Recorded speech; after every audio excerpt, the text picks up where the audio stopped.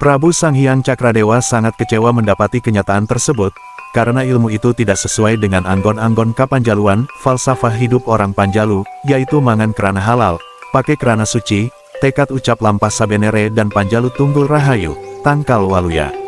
Sang Prabu segera memerintahkan Sang Hyang Borosengora untuk membuang ilmu terlarang itu dan segera mencari ilmu sajati, yaitu ilmu yang menuntun kepada jalan keselamatan.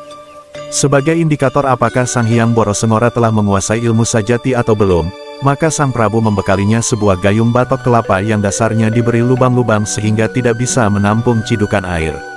Apabila sang pangeran telah menguasai ilmu sajati, maka ia bisa menciduk air dengan gayung berlubang-lubang tersebut.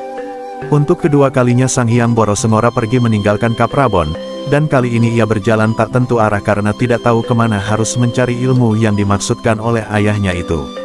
Letih berjalan tak tentu arah, akhirnya ia duduk bersemedi, mengheningkan cipta, memohon kepada Sang Hyang Tunggal agar diberikan petunjuk untuk mendapatkan ilmu sajati. Sekian lama bersemedi akhirnya ia mendapat petunjuk bahwa pemilik ilmu yang dicarinya itu ada di seberang lautan, yaitu di Tanah Suci Mekah, Jazirah Arab. Dengan ilmu kesaktiannya Sang Hyang Borosengora tiba di Mekah dalam sekejap mata. Di Mekah itu Sang Hyang Borosengora bertanya kepada setiap orang yang ditemuinya agar dapat bertemu dengan seseorang yang mewarisi ilmu sajati yang dimaksud. Orang-orang yang tidak mengerti maksud sang pangeran menunjukkan agar ia menemui seorang pria yang tinggal dalam sebuah tenda di gurun pasir. Sang Hyang Borosengora bergegas menuju tenda yang dimaksud dan ketika ia membuka tabir tenda itu dilihatnya seorang pria tua yang sedang menulis dengan pena.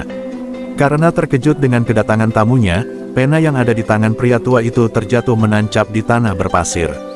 Lelaki misterius itu menegur sang pangeran karena telah datang tanpa mengucapkan salam sehingga mengejutkannya dan mengakibatkan pena yang dipegangnya jatuh tertancap di pasir, padahal sesungguhnya lelaki itu hanya berpura-pura terkejut karena ingin memberi pelajaran kepada pemuda pendatang yang terlihat jumawa karena kesaktian yang dimilikinya itu.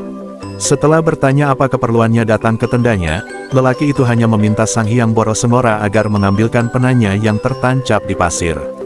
Sang pangeran segera memenuhi permintaan pria itu, tetapi terjadi kejanggalan, pena yang menancap di tanah itu seperti sudah menyatu dengan bumi sehingga walaupun segenap kekuatannya telah dikerahkan, namun pena itu tak bergeming barang sedikitpun. Sang Hyang Borosengora segera menyadari bahwa orang yang ada di hadapannya bukanlah orang sembarangan. Sebagai seorang kesatria ia mengakui kehebatan pria itu dan memohon ampun atas kelancangan sikapnya tadi. Sang pangeran juga memohon kesediaan pria misterius itu mengajarinya ilmu yang sangat mengagumkannya ini. Lelaki yang kemudian diketahui adalah Sayyidina Ali bin Abi Thalib ini hanya meminta Sang Hyang Borosengora mengucapkan kalimat syahadat seperti yang dicontohkannya dan sungguh ajaib, pena yang menancap di tanah itu bisa dicabut dengan mudah olehnya. Setelah peristiwa itu Sang Hyang Borosengora menetap beberapa lama di Mekah untuk menimba ilmu sajati kepada Baginda Ali yang ternyata adalah Din al-Islam, agama Islam.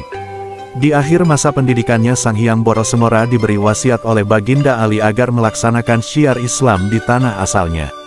Sang Hyang Borosengora yang sekarang bernama Syekh Haji Abdul Iman ini kemudian diberi cenderamata berupa pedang, cis tombak bermata dua atau dwisula, dan pakaian kebesaran.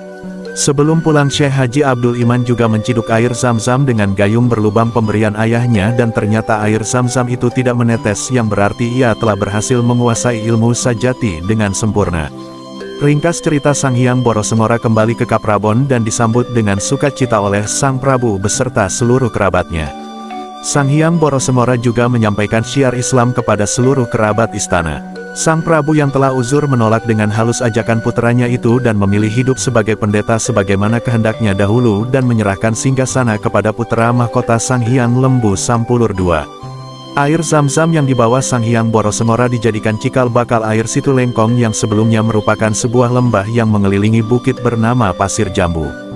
Gayung berlubang pemberian ayahnya dilemparkan ke Gunung Sawal dan kemudian menjadi sejenis tanaman paku yang bentuknya seperti gayung.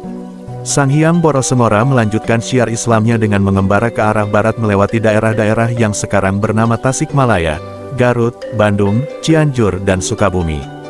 Prabu Sang Hyang Lembu Sampulur II tidak lama memerintah di kerajaan Panjalu, ia kemudian hijrah ke daerah Cimalaka di kaki Gunung Tampomas, Sumedang dan mendirikan kerajaan baru di sana. Sang Hyang Borosemora yang menempati urutan kedua sebagai pewaris tahta Panjalu meneruskan kepemimpinan kakaknya itu dan menjadikan Panjalu sebagai kerajaan Islam yang sebelumnya bercorak Hindu.